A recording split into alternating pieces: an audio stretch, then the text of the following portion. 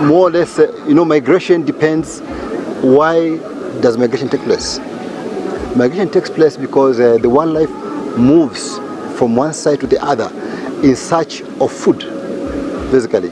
Their food is basically habitation, which is there, So they move across. So when you deplete,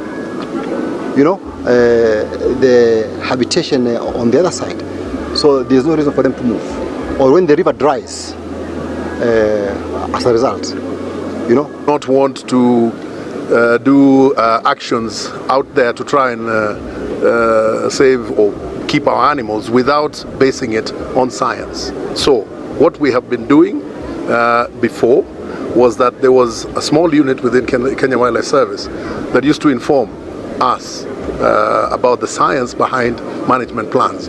But now with the Wildlife Research and Training Institute, we will now have a bigger platform for them to be able to come and tell us, this area, there's drought in an area. Because drought is not the only thing. Like now, I talked about overpopulation.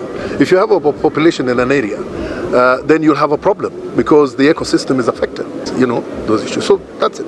So one of the things we will first doing, consolidate all the research that has been done. Some tracking on elephants have been done. We know they cross the border.